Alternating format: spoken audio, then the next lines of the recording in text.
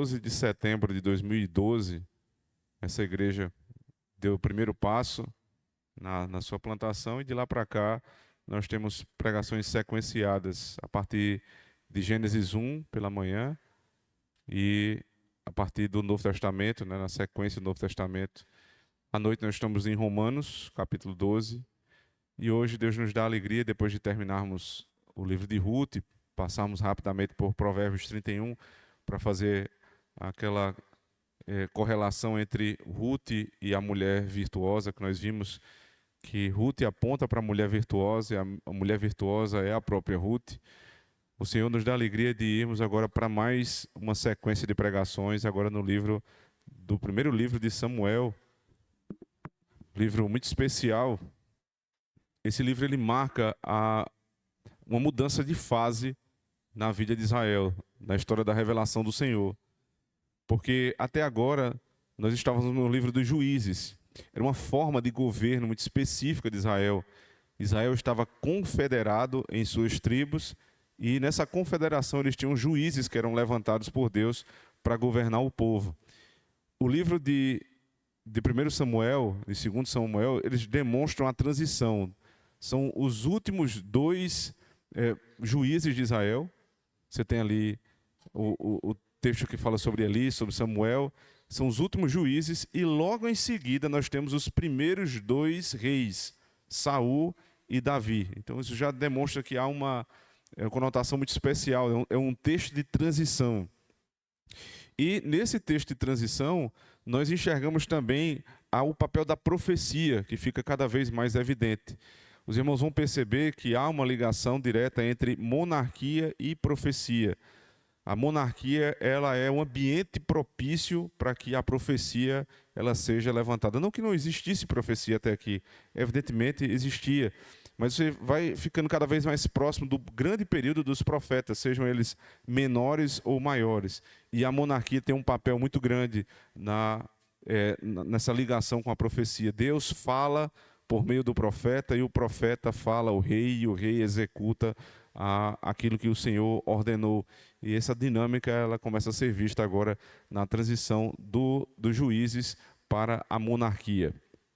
O livro traz o nome de Samuel, mas Samuel não pode ter sido o autor de todos os capítulos, por um motivo evidente. No capítulo 25 ele morre, então ele não pode escrever depois da sua morte, né? Então provavelmente Samuel é o autor até o capítulo 25, e do capítulo 25 em diante, um outro profeta, muito provavelmente Natã, o mesmo que revelou o pecado de Davi. Então Natã deve ser o que vai complementar as profecias. Isso não importa muito, porque o que vale de fato é quem inspira o homem, não o homem em si, né? Haverá certamente uma distinção de personalidade literária entre um e outro, mas o Espírito Santo é que cuida de todo esse processo, e ele cuida muitíssimo bem. Então Samuel vai até o capítulo 25, e em seguida Natã vai complementar o primeiro livro e o segundo livro, que tem esse nome de primeiro e segundo livro de Samuel na nossa versão, mas não em todas as versões. Por exemplo, se você tivesse acesso à Vulgata Latina, você iria perceber que o nome é primeiro, segundo, terceiro e quarto livro de Samuel. Então aquilo que a gente chama livro dos reis, primeiro e segundo reis, para eles é primeiro, segundo, terceiro e quarto livro dos reis, perdão, não de Samuel, dos reis. E se nós fôssemos para a Septuaginta, nós iríamos ter o livro dos reinos. A ideia são o livro dos reinos. Então, independente do nome que é dado, o que importa é a teologia que nós estamos aqui diante. É uma transição dos juízes para o tempo da monarquia, uma saída daquele período ali onde Deus tinha a profecia era utilizada, mas não com tanta força, e ela começa a ser usada com mais força a partir de agora. Um outro detalhe do texto, de forma introdutória ainda, é a nobreza que Deus dá a esse homem chamado Samuel. Você tem alguns homens na Escritura que eles são apresentados de maneira bem abrupta. Eles já aparecem como adultos. E vocês têm outros em narrativas distintas que eles são apresentados desde criança. Por exemplo, em um dos evangelhos, Cristo já é apresentado adulto, e em outros ele é apresentado a partir do seu nascimento. mas quase nenhum personagem bíblico é tratado antes do seu nascimento. Cristo é um deles, mas Samuel também. Samuel, ele tem a sua história tratada antes do seu nascimento. Inclusive, os primeiros 8 versículos que nós vamos ler hoje são uma demonstração da honra que Deus deu a esse homem. Todo o processo para o nascimento de Samuel é muito difícil. Orações, choro, tristeza, até que Deus dá esse que é dádiva do Senhor, o que procede de Deus, Samuel. Então, hoje nós vamos ter o privilégio de ouvirmos a primeira pregação da sequência, e para isso nós vamos abrir no primeiro livro, no primeiro capítulo, e vamos ler os versos 1 até o verso 8. 1 Samuel 1, de 1 a 8. Ouçam a voz do Senhor, irmãos. Houve um homem de Ramataim Zofim, da montanha de Efraim, cujo nome era Eucana, filho de Jeroão, filho de Eliú, filho de Tou, filho de Zuf, Efrateu. E este tinha 2 mulheres. O nome de uma era Ana e o da outra Penina. E Penina tinha filhos, porém Ana não os tinha. Subia, pois, este homem da sua cidade, de ano em ano, a adorar e a sacrificar ao Senhor dos Exércitos em Siló. E estavam ali os sacerdotes do Senhor, Ofni e Finéias, os 2 filhos de Eli. E sucedeu que no dia em que Eucana sacrificava, dava ele porções a Penina, sua mulher, e a todos os seus filhos, e a todas as suas filhas. Porém a Ana dava uma parte excelente, porque amava a Ana, embora o Senhor lhe tivesse cerrado a madre.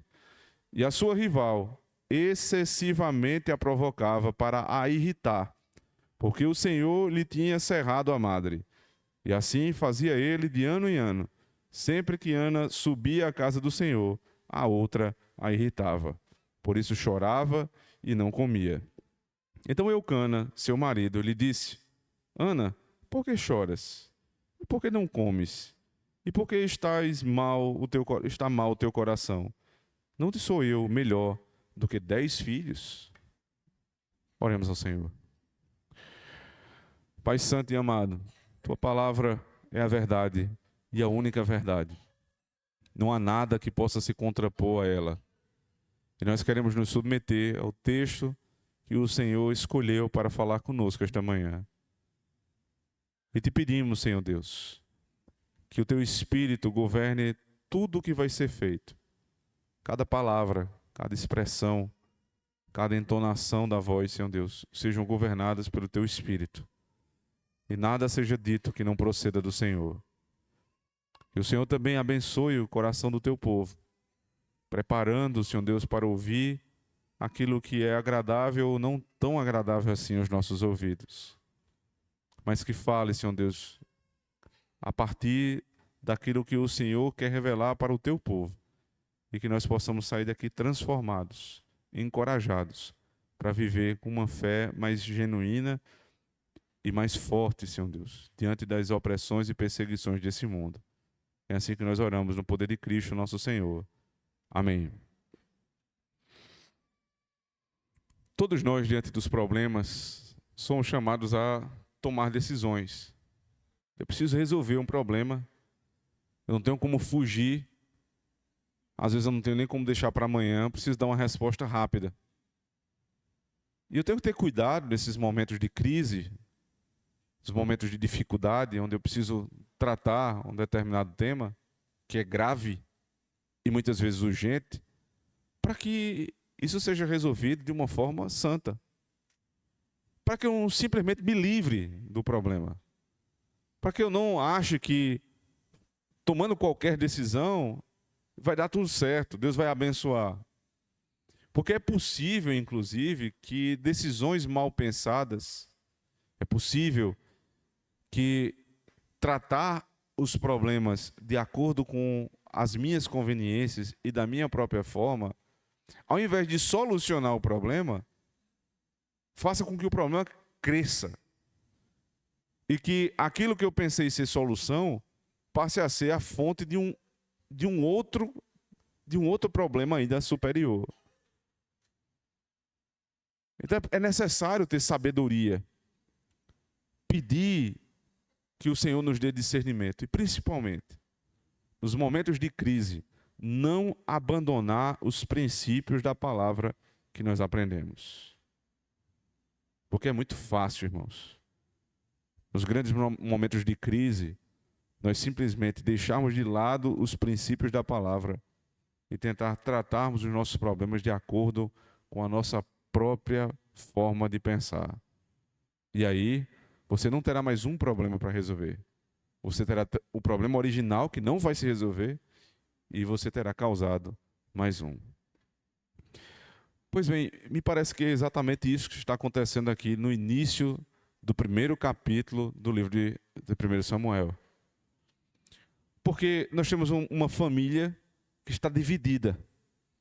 Uma família que enfrenta problemas da maneira mais drástica possível. E que tentou resolvê-la do seu próprio jeito. E que essa forma de resolver, que procede do coração do homem e não da palavra de Deus, trouxe outros problemas ainda maiores. A divisão não é o problema neste caso. A divisão é a consequência das más escolhas de Eucana para resolver o primeiro problema. E por que eu posso dizer isso? Porque Ana, muito provavelmente, foi a sua primeira esposa. Muito provavelmente. E ela não podia ter filhos. E Eucana, percebendo que não poderia gerar descendência, nós não sabemos se de comum acordo ou não, me parece que de comum acordo com Ana, porque ela em momento nenhum reclama do seu marido. Nas dores, nos sofrimentos por conta da perseguição de Penina, ela em momento nenhum acusa Eucana de ter tomado uma decisão errada. Mas me parece que ambos estavam em concordância com aquilo que fizeram, a ponto dela se calar, dela sofrer calada, porque muito provavelmente ela reconhecia que aquele problema que ela passava era fruto de uma decisão errada dela também. É claro que a decisão da casa é responsabilidade do marido, mas ela não queria impor sobre o marido uma responsabilidade que ela sabe que em alguma medida também era dela. Eles não tinham filhos. E agora, por não ter filhos, eles dão um jeito de ter filhos. Lá atrás, ainda no livro de Gênesis, na história de Abraão, Abraão que recebeu uma promessa do Senhor, que dizia, você terá não um filho, mas você vai ter uma descendência que você não vai poder contar, será como as estrelas do céu, incontável. Mas aí passou um ano, e passaram 2 anos, e 3 anos, e muitos anos, e nada acontecia. E aí veio a inteligência da sua mulher, né, entre muitas aspas, e disse o seguinte, por que tu não te deitas com a minha serva?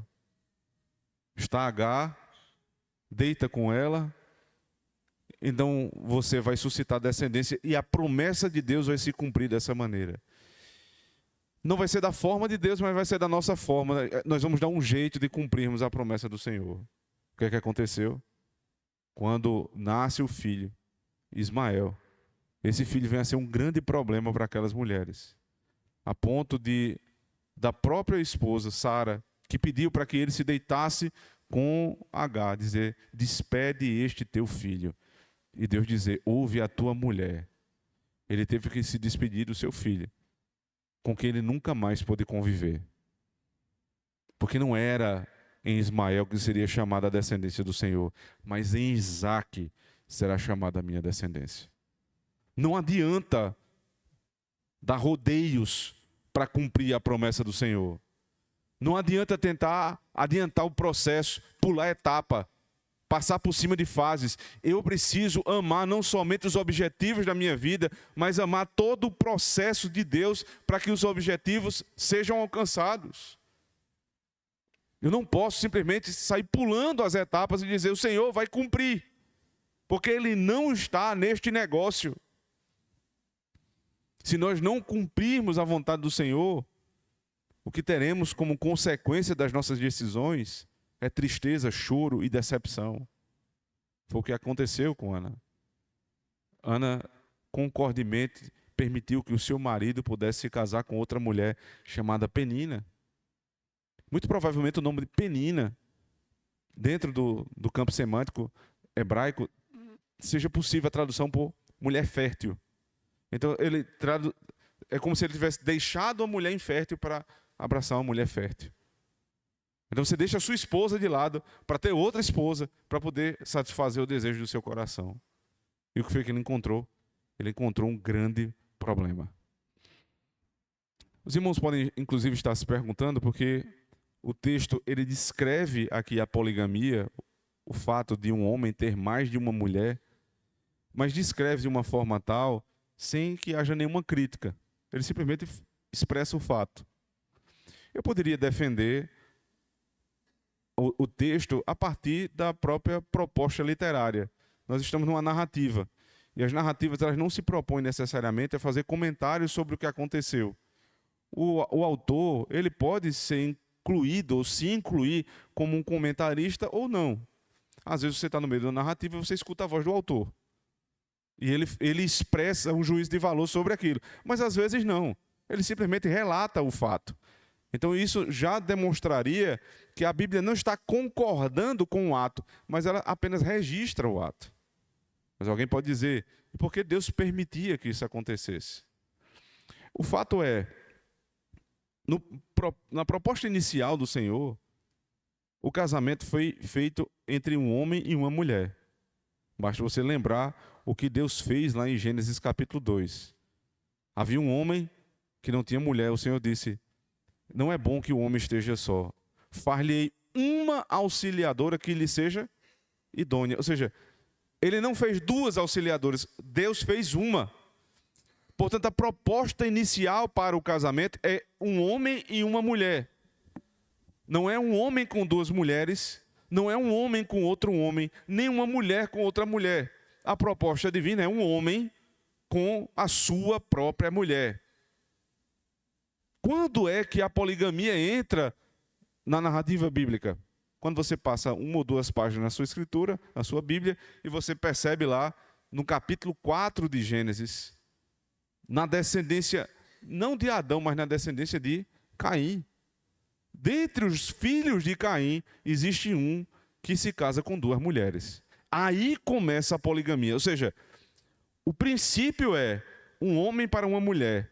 Quando Caim, ele vira as costas para o Senhor, em Gênesis 3,16, a partir de Gênesis 4,16, ele se vira as costas para Deus e vai para outro caminho, ou seja, ele se aparta do Senhor.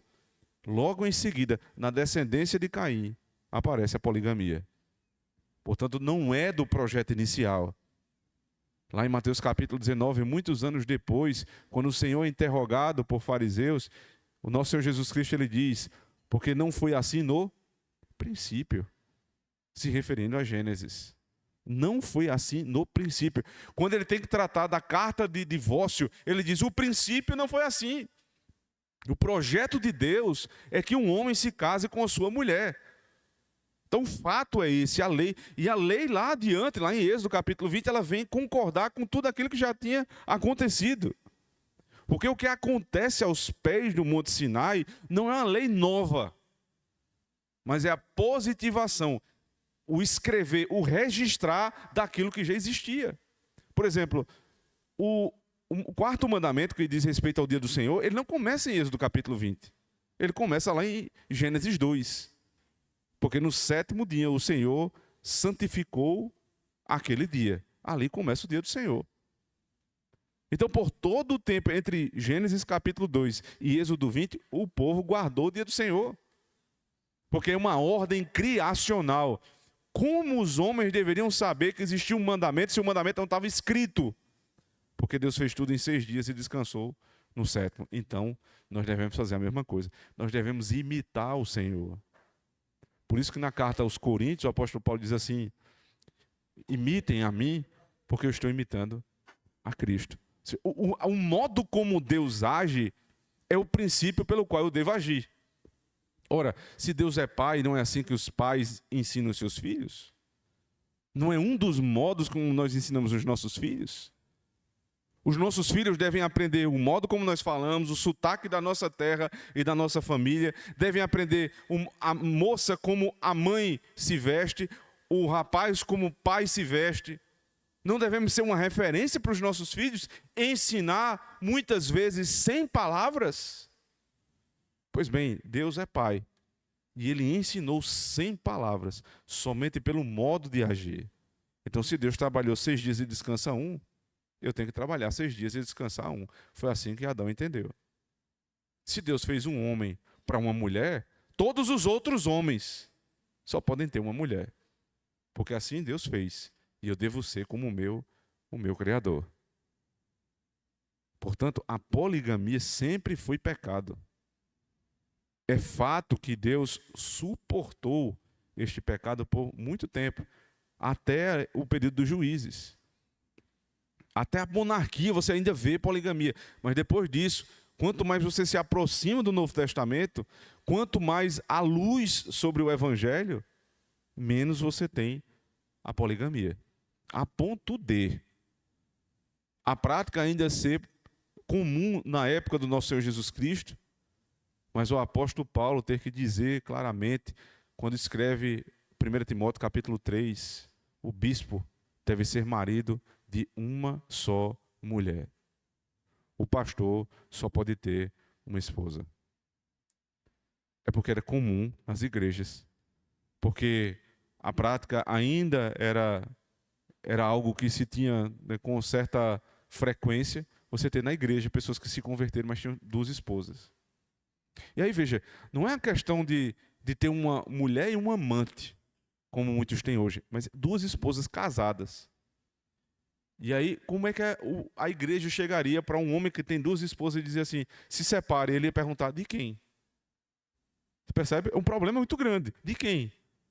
Porque as 2 são minhas esposas. O que é que eu faço? Então foi suportado naquele tempo, no primeiro século, para que houvesse essa ordenação, mas a partir dali você tem os presbíteros da igreja já não podiam ser eleitos tendo 2 esposas, ele só podia ter uma. Para demonstrar que aquele era o padrão da igreja e fazer com que todo o restante da congregação aprendesse a forma correta de se relacionar em matrimônio.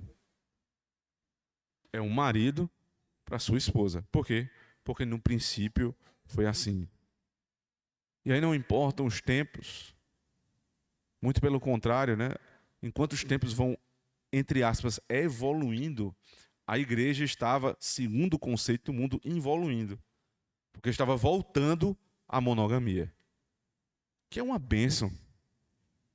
Que nos protege de tantos problemas, irmãos. Todo problema que vai ser causado a partir de agora é porque um homem decidiu ter 2 mulheres. Eu acho interessante que Matthew Henry, quando ele começa a comentar a grande discussão que existia entre Ana e Penina, Penina massacrando, insultando, perseguindo, ele diz assim, frequentemente, os homens produzem as varas que vão discipliná-los. Frequentemente. Nós somos os criadores das varas que vão nos disciplinar. É a gente que cria o nosso próprio problema. É verdade que existem muitos problemas que nós não criamos, nós não buscamos. Mas é muito frequente que os nossos problemas, irmãos, as nossas grandes questões, sejam criadas pelas nossas próprias decisões. Ora, se ele tivesse esperado em Deus, confiado no Senhor, orado mais, e ensinado Ana a esperar também, e não ter cedido à sugestão de Satanás, porque é sugestão de Satanás se casar com outra mulher para poder gerar filhos. Isso não teria acontecido. Isso jamais teria acontecido. Quem é o Cana, esse homem que tomou essa decisão tão inadvertida? Eucana, ele é um sacerdote. E parece que há até uma confusão da sua origem. Porque, se você perceber comigo, abra sua Bíblia, por favor, mais uma vez em 1 Samuel. texto diz assim, verso 1. Houve um homem de Ramataim, Zofim, da montanha de Efraim, cujo nome era Eucana, filho de Jeroão, filho de Eliú, filho de Tou, filho de Zuf, Efrateu. O texto vai dizer lá na frente que ele é um sacerdote. Aí, quem tem conhecimento da Escritura e está atento, lembra que os sacerdotes eles precisavam vir da tribo de Levi. Só que ele é um efraimita. Então, como é que alguém vem da tribo de Efraim e é levita, é sacerdote? Não faz sentido. Como é que a gente explica isso aqui? De fato, ele era da tribo de Levi. E ele é identificado como um efraimita, porque a Escritura também já nos ensinou que os levitas não tinham um lugar específico para morar. Eles não tinham terra, eles não tinham a posse de terra. Eles tinham 48 cidades, que eram cidades refúgio, que eles tinham a posse. Mas eles não tinham grandes terras. Então eles moravam na terra dos outros. Então um levita que morava em Efraim era chamado como? Efraimita. Ele era um efraimita porque ele morava em Efraim. Ele era levita de origem, de nascença, mas que foi colocado para servir a Deus como levita na terra de Efraim. Então a explicação primária é essa. E ele era um homem muito zeloso na fé. Ele era um homem devoto, verdadeiramente. Veja, verso 3. Subia, pois, este homem da sua cidade de ano em ano, a adorar e a sacrificar o Senhor dos exércitos em Siló. E estavam ali os sacerdotes do Senhor, Ofne e Finéias, os dois filhos de Eli. Depois o texto fala, lá adiante, verso 7. E assim fazia ele de ano em ano. Sempre que Ana subia à casa do Senhor, a outra irritava, por isso chorava e não comia.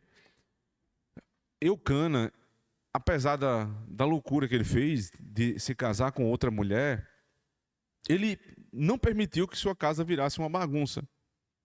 Veja, é muito diferente a gente pensar na situação de Eucana com a situação de um homem prostituto em nossa época, que tem várias mulheres, e na verdade ele não tem nenhuma, ele tem uma que é a sua esposa oficialmente, mas ele se deita com várias mulheres. Não é isso que está acontecendo aqui, ele tem duas famílias de fato. Ele tem duas mulheres, ele tem responsabilidade com as duas. E ele buscava manter uma vida de piedade. Ele queria que suas esposas estivessem na igreja, ele queria que os seus filhos estivessem na casa do Senhor e que houvesse harmonia na sua família. Então ele era um sacerdote, um levita, que provavelmente não tinha um ofício muito pesado, é tanto que ele conseguia levar a sua família sempre, provavelmente na última das festas do ano. Vocês lembram que eram 3 períodos de festa? Você tinha a Páscoa, a festa de Pentecostes e a festa dos Tabernáculos. Pelo visto, ele ia na última das festas. Você tinha que ir pelo menos uma, como um israelita. Ele ia na última, mas ele levava a casa inteira. Ele estava sempre preocupado que sua família estivesse na casa do Senhor. Não importavam os problemas. Quanto esforço nós precisamos fazer para que os nossos filhos estejam na casa de Deus? Não é fácil, irmãos. Quantos contratempos acontecem no sábado de noite, no domingo pela manhã, que talvez nos impedissem de estarmos aqui? Seria uma boa desculpa não estar aqui hoje. Hoje aconteceu tal coisa. Acho que isso aqui é uma desculpa legítima. Mas será que nós fizemos todo o esforço necessário para virmos?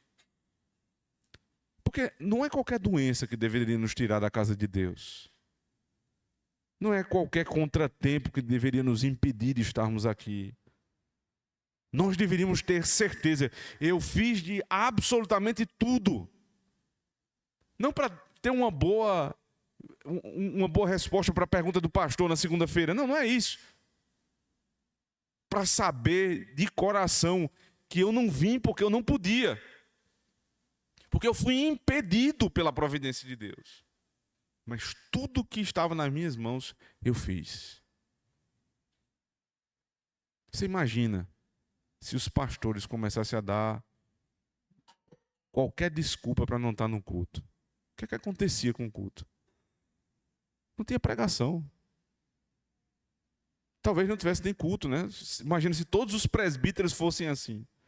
Homens que, por qualquer motivo, eles se ausentassem da igreja. Eucana tinha um motivo aparentemente legítimo. Toda vez que eu vou para a minha igreja, dá confusão na minha casa.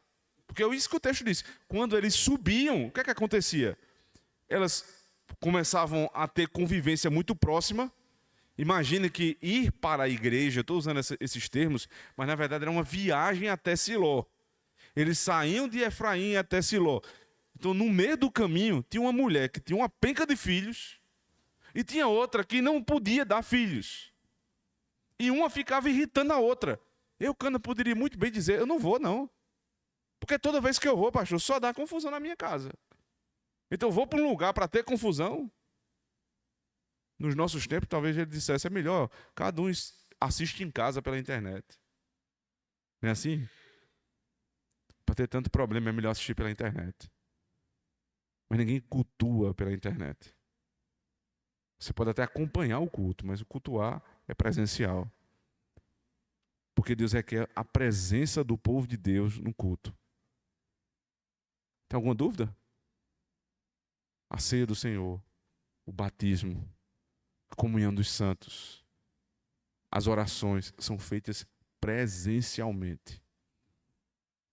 Há um poder espiritual em estar presente no culto. E há um poder espiritual, inclusive, isso não é o ideal, mas deveria ser. Mas não sendo, mesmo tendo problemas, mesmo chegando um pouco atrasado, mesmo tendo alguma dificuldade durante aquele dia, mesmo tendo que passar o culto espirrando, pensando aqui em algo desse tipo, uma doença menor, eu vim. E sabe por que eu vim? Eu vim porque eu confio que o Espírito de Deus agindo nesse lugar vai me abençoar.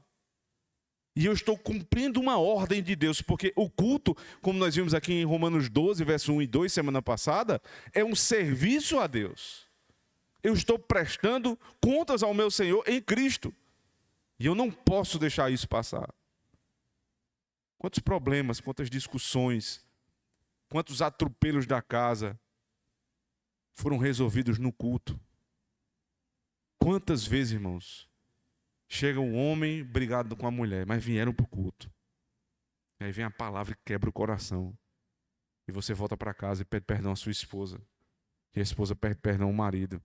E eles fazem as pazes, porque foram tratados no culto. Mas se você ficar em casa porque você teve uma discussão com seu marido, porque seu filho não lhe obedece, porque hoje amanheceu chovendo, porque hoje eu estou, como a gente diz aqui no Nordeste, estou querendo gripar.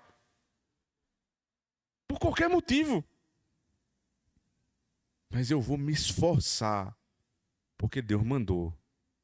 Eu vou cumprir aquilo que Deus mandou. E vou confiar nas palavras dele. Então eles estavam na igreja, ou estavam a caminho da igreja, e o problema sempre ocorria. Sempre acontecia, veja. Verso 2. E este tinha duas mulheres, o nome de uma era Ana, e o da outra Penina. E Penina tinha filhos, porém Ana não os tinha. Subia, pois, este homem da sua cidade de ano a ano, a adorar e a sacrificar ao Senhor dos exércitos em Siló. E estavam ali os sacerdotes do Senhor, Ofni e Finéias, os dois filhos de Eli. E sucedeu que no dia em que Eucana sacrificava, dava ele porções a Penina, sua mulher, e a todos os seus filhos e a todas as suas filhas. Porém a Ana dava uma parte excelente, porque amava a Ana, embora o Senhor lhe tivesse cerrado a madre. Ele subia para adorar o Senhor dos exércitos. Isso chama atenção.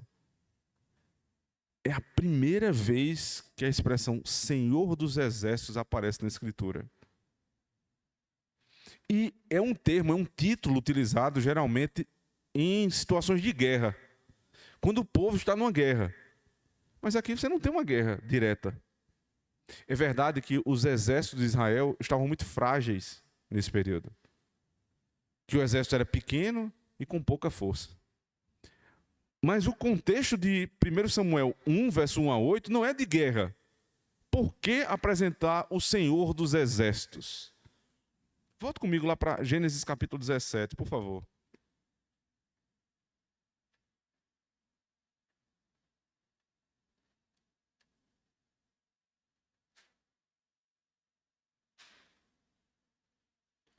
Gênesis 17, verso 1.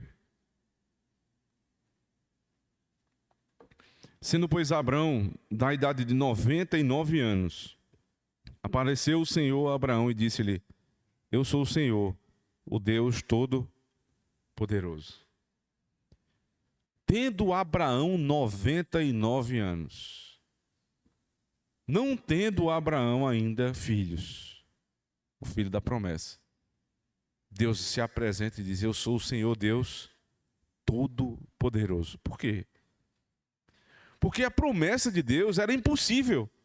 Como é que um homem com quase 100 anos vai ter filhos? Mas é pior. Porque pior do que um homem de 100 anos é uma mulher de 90. Mais difícil para ter filhos do que um homem de 100 anos é uma mulher de 90 ter filhos. Mas não é difícil, é o quê? Impossível. Mas para os impossíveis, eu sou Deus Todo-Poderoso. E nas guerras, eu sou o Senhor dos exércitos. Não tinha guerra? Claro que tinha guerra. A casa de Eucana era uma guerra. Havia guerra entre Ana e Penina. Portanto, o lugar que deve ser o nosso porto seguro, porque não tem nada melhor no mundo que você passar um dia inteiro de confusão, de corre-corre, para você levar o pão para casa, mas você ter a certeza de que quando eu chegar em casa, a minha casa é um lugar de paz. E nós devemos fazer de tudo para que isso seja verdade. A nossa casa não pode ser um lugar de guerra. Não pode ser um lugar que nós chegamos e queremos sair na mesma hora. Não permitam que seja verdade, irmãos. Então, nesse momento onde a casa era uma guerra, onde a família vivia em discussão, o Senhor dos exércitos aparece, ele diz: eu vim aqui para acabar com a confusão. Porque eu tenho todos os meios, os exércitos são meus. Gênesis capítulo 2, a partir do verso 1, diz: tendo acabado o Senhor de criar todos os exércitos, os anjos. Ele é o Senhor dos anjos, os exércitos de anjos. Vejam, uma oportunidade de Deus, enviou um anjo só, que matou 185 mil homens de uma vez só, com um anjo. Se ele mandar uma legião de anjos, ora, se é impossível um homem matar esse número de pessoas, um anjo matou. E se ele mandar uma legião para te salvar? Eu sou o Senhor dos exércitos, todos os anjos fazem o que eu mando. Como foi que Maria soube que teria um filho? Porque Deus mandou um anjo para revelar. Você percebe que há uma conexão? Ele é o Senhor dos exércitos. Exército de quê?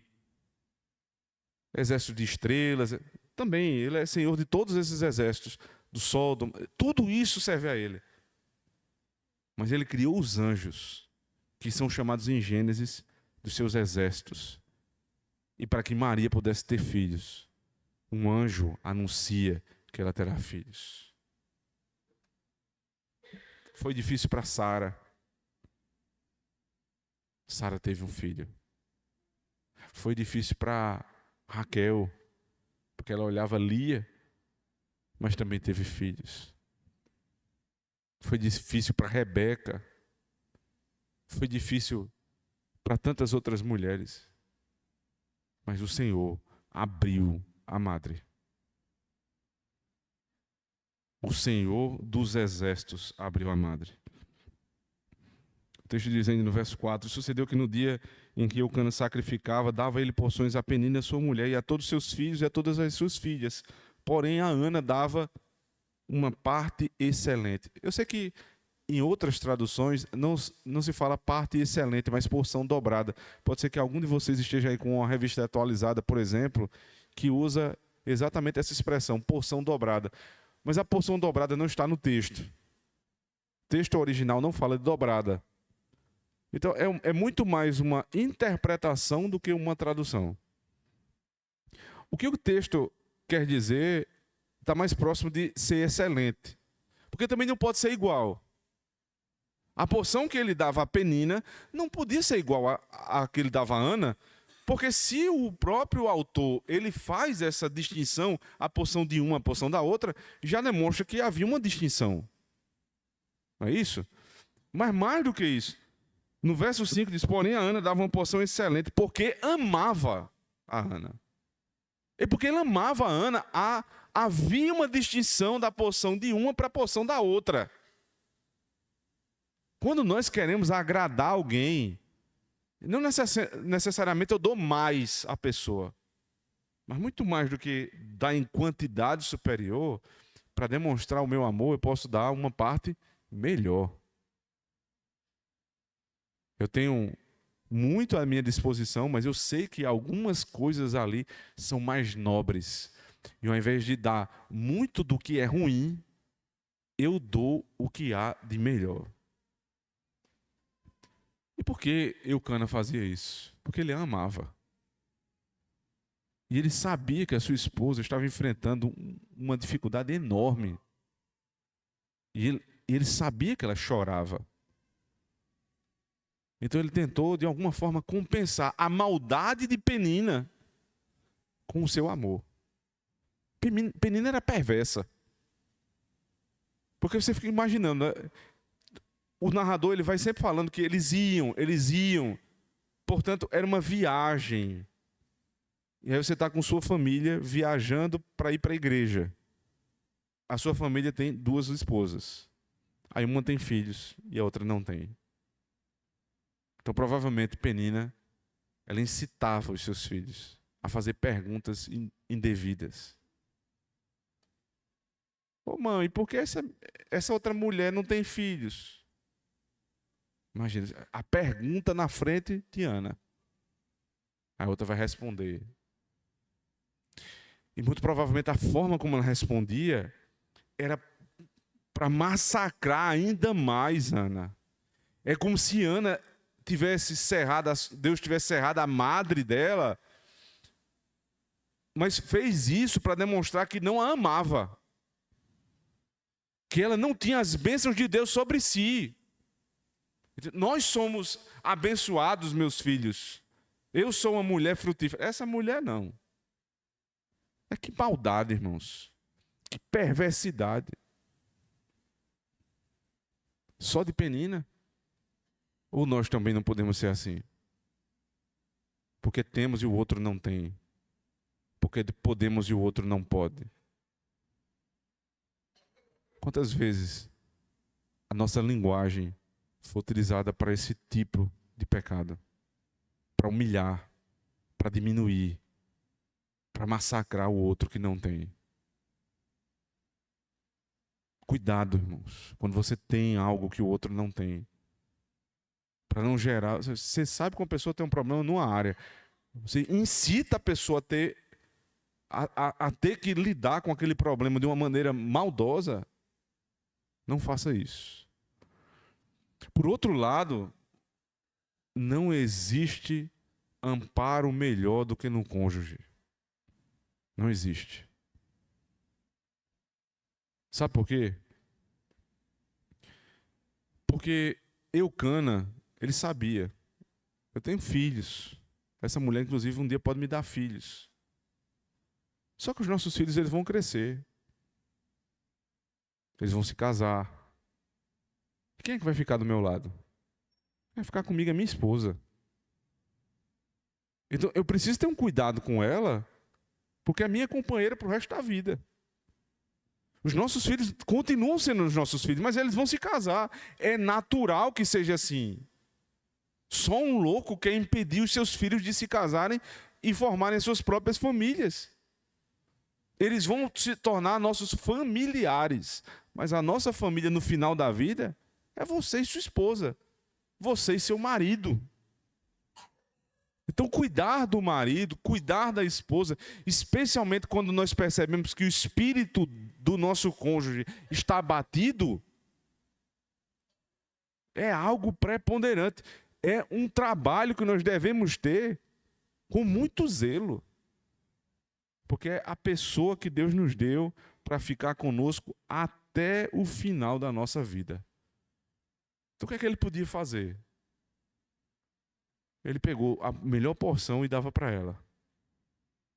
Você não tem como compensar a tristeza daquela mulher, mas você tenta aliviar. Às vezes você não tem como compensar os problemas que o teu marido teve no trabalho, mas você pode aliviar. Quando chega em casa, você pode aliviar. Você não tem como compensar os problemas que a tua esposa teve, cuidando dos filhos, da casa, dos funcionários, um monte de coisa. Você pode aliviar.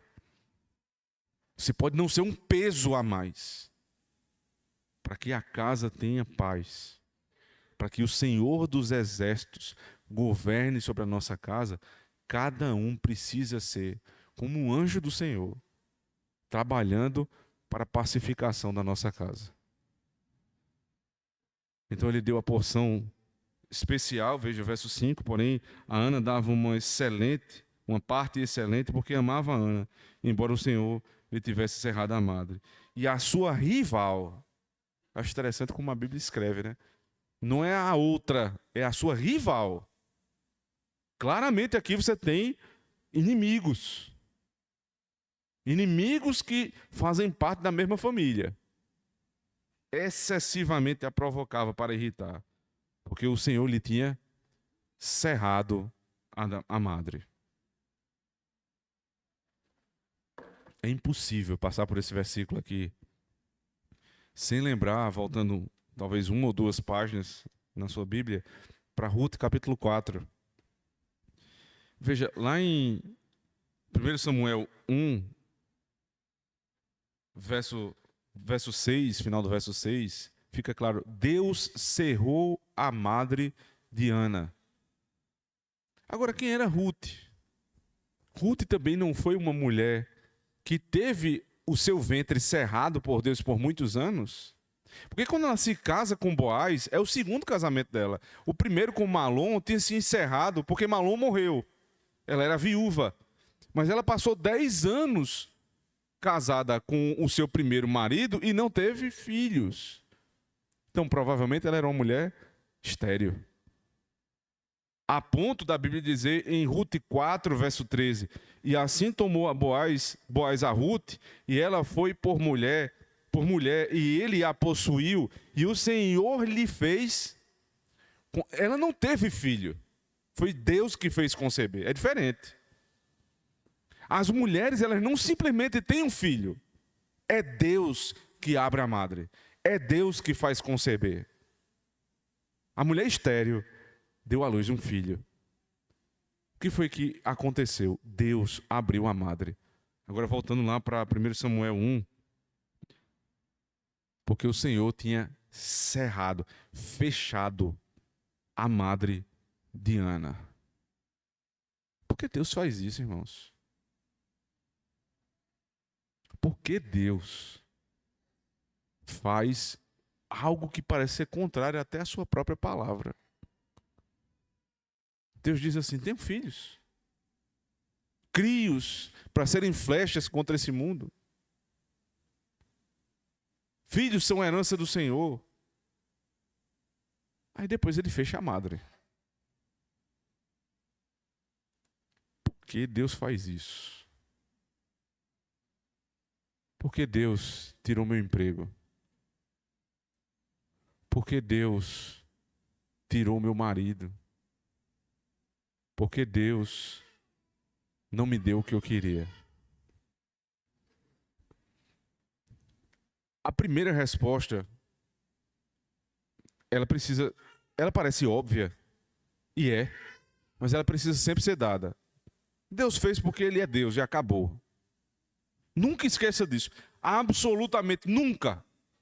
Porque Deus é Deus e acabou. E se Ele não quiser me dar, Ele não dá. Ele não tem obrigação. Tudo Ele faz por graça. Mas tem um princípio geral. Só que lembre, o princípio geral de ter filhos. A palavra dele diz isso. Só que eu devo lembrar que os princípios gerais são para casos gerais. Ordinariamente, Deus age assim. Por exemplo, como nós seremos salvos? Ordinariamente seremos salvos pela pregação da palavra. Se eu crer, eu serei salvo. Mas a pergunta é: e crianças que morrem na infância e não tiveram oportunidade de, entendendo, crerem. E aí? Aí existe uma forma extraordinária de Deus agir, porque sendo elas eleitas, estando debaixo da aliança do Senhor, elas serão salvas, sem terem que manifestar fé. Assim também serão com os loucos e todos os incapacitados cognitivamente de crerem, entendendo para serem salvos. Mas o princípio geral é que a fé vem pelo ouvir, ouvir pela pregação da palavra, ponto final. É assim que Deus age. Então, ordinariamente, Deus manda ter filhos, mas existem pessoas que nunca vão ter. Deus continua sendo Deus e Ele não contradisse a sua palavra. O fato é que Ele não tem obrigação de dar filho a ninguém. Percebe? Agora, como é que eu sei? Como é que eu sei? Se eu orar e eu não tiver. Por quê? Eu não tenho filhos, eu também não sou casado. Aí, peraí, né? Vamos com calma, porque só Maria, né? Eu não tenho filhos, eu preciso me casar. Depois eu preciso, tendo um marido, buscar ter filhos. Mas eu tenho um marido, não tenho filhos. Então eu vou buscar os meios de tê-los. Na providência do Senhor, Deus deu alguns meios. O meio natural, Deus pode ter cerrado a madre. Eu vou orar. Eu vou buscar outros meios que são naturais, mas são frutos da providência do Senhor. E eu vou ouvir até a última palavra de Deus, se Ele quer ou não quer. Esse é o único meio que tem de entender a vontade do Senhor. Não tem outro. Este é o meio. Ela tinha a madre cerrada. A inimiga, a arquirrival, sabia disso. O marido tentava compensar. Mas fazer o quê? O texto termina da seguinte maneira, verso 8. Então Eucana, seu marido, lhe disse: Ana, por que choras? E por que não comes? E por que está mal o teu coração? Não te sou eu melhor do que 10 filhos? Ana, por que estás mal? Primeiro, o olhar atento do marido, né? Que marido é esse? Ele tem muitos filhos para tomar conta, ele tem 2 mulheres, ele é sacerdote, era um pastor, mas ele percebe, essa minha mulher aqui, ela não está bem. Então eu vou parar tudo que eu estou fazendo e eu vou dar atenção à minha esposa. Ela não está bem. Os homens, para serem homens, como a gente diz aqui, né, cabras macho, não podem ser insensíveis. Tem que ter sensibilidade para perceber como o coração da esposa está e tratar o coração. É o que ele está tentando fazer. Por que choras? Por que estás mal? Por que não comes? Ela estava entrando em depressão. Sem com vontade de comer, sem vontade de falar, porque a outra também era perversa. O tempo inteiro humilhando essa mulher. Só que tem um problema. Eles estavam indo para a igreja, para o culto, e o coração dela estava triste. Abra comigo, por favor, Deuteronômio capítulo 26. Deuteronômio 26. Verso 14.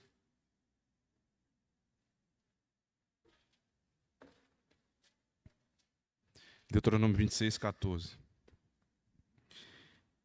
Delas não comi no meu luto, nem delas nada tirei quando imundo, nem delas dei para os mortos. Obedeci à voz do Senhor, meu Deus, conforme a tudo o que me ordenaste, tenho feito. Delas o quê? Das ofertas do culto. Não comi no meu luto. O homem estava proibido de comer as ofertas do culto se o coração estivesse triste. Levítico capítulo 10, verso 19.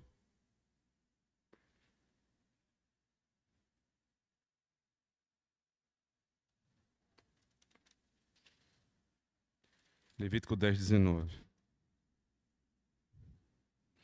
Então disse Arão a Moisés: Eis que hoje ofereceram sua expiação pelo pecado e holocausto perante o Senhor, e tais coisas me sucederam.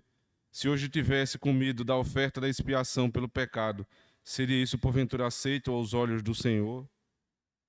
Em momentos em que eu estou triste e abatido, Deus aceitaria a minha oferta? Agora volta lá para 1 Samuel, capítulo 1. Ana, por que choras? E por que não comes? E por que está mal o teu coração? Não é que ela não comia simplesmente, é que ela não estava comendo das ofertas. Foi por isso que ele percebeu. Foi por isso que ele percebeu. Porque consciente da lei de Deuteronômio 26, de Levítico 10, ela sabia que ela é impedida de participar do culto, de um certo aspecto do culto, porque o coração dela se revoltou contra o Senhor. E é possível que nós, qualquer um de nós, por conta de situações mal resolvidas, por conta de algo que nós pedimos ao Senhor e não nos foi dado, nós até aceitemos vir para o culto. Nós até estejamos aqui de corpo presente, mas o nosso coração está em luto. Porque de fato o nosso coração está contra Deus. É uma das obras de Satanás isso, irmãos. Incitar-nos contra Deus.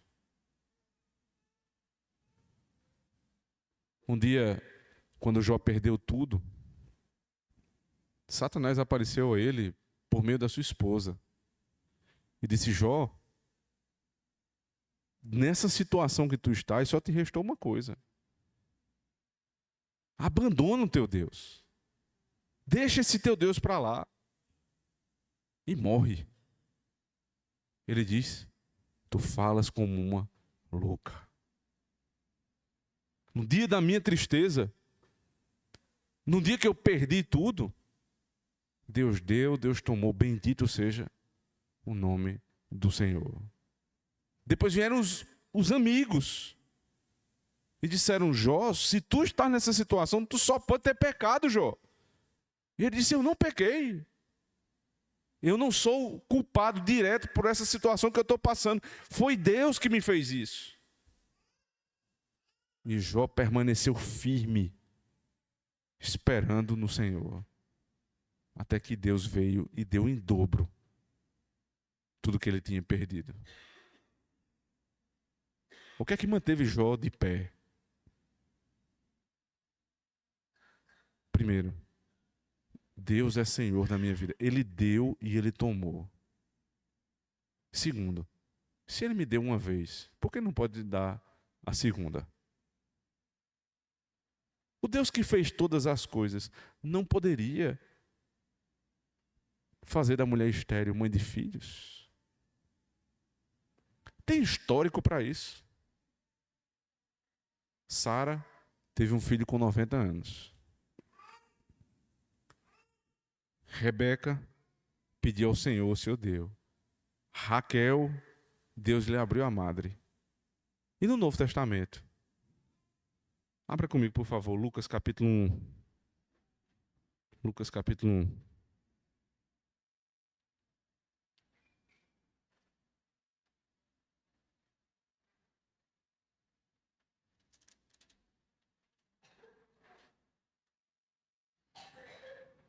Versos 36 e 37. E eis que também Isabel, tua prima, concebeu um filho em sua velhice. E é este o 6º mês para aquela que era chamada estéril. Porque para Deus nada é impossível. Porque para Deus nada é. Porque de onde é que Lucas tirou isso aqui? Abraão, anda na minha presença e ser perfeito. Eu sou o Deus Todo-Poderoso. Para o Todo-Poderoso nada é impossível. Para o Todo-Poderoso nada é impossível. Por que Ana não poderia deixar de ter filhos? Porque é da história dela que vai vir o Messias. Por que Isabel não podia deixar de ter filho, mesmo sendo estéril? Porque João Batista viria dela. Porque Maria, não tendo marido ainda, não poderia deixar de conceber, porque tinha que ficar claro que era obra de Deus o nascimento daquele filho. Porque Deus não pode mudar a história da tua vida se Ele é o mesmo Deus, exatamente o mesmo Deus de Sara, de Rebeca, de Raquel, de Ana, de Isabel e de Maria. Ele é o Deus das mulheres. Ele é o Deus que cerra a madre e abre a madre. Ele é o Deus que abençoa e por um tempo nos tira as bênçãos. Ele é o Senhor dos exércitos, o Deus da nossa vida. Por isso, não se precipite em tomar decisões antecipadas. Não tente dar um jeitinho para resolver o problema mais rápido. Você sabe qual é o princípio. Você sabe o que a Bíblia diz. Espere, ore. O Senhor dos exércitos, enviará os exércitos dele para te salvar. Se você crê nessa palavra, você vai provar e ver da boa mão do Senhor. Amém. Vamos orar. Obrigado, Deus, porque em todos os livros da tua palavra nós ouvimos o teu evangelho. E porque não há um deles que não trate dos problemas do nosso coração. Nosso coração incrédulo, perverso e malicioso, que muitas vezes humilha, penaliza ainda mais os irmãos que estão passando por situações difíceis. Perdoa-nos, Senhor Deus. Perdoa a iniquidade, Senhor Deus, nosso coração. Faze-nos, Senhor Deus, servos fiéis do Senhor, que estão muito mais preocupados em fazer a tua vontade do que a nossa. Que nós possamos esperar em Ti. Seja qual for o problema, por mais impossível que seja, lembrando que o Senhor dos exércitos está ao nosso favor. Lembra-te de nós, ó Deus. Em Cristo nós te pedimos. Amém. Nós vamos ficar de pé e cantarmos juntos, em resposta à pregação, o Salmo 10.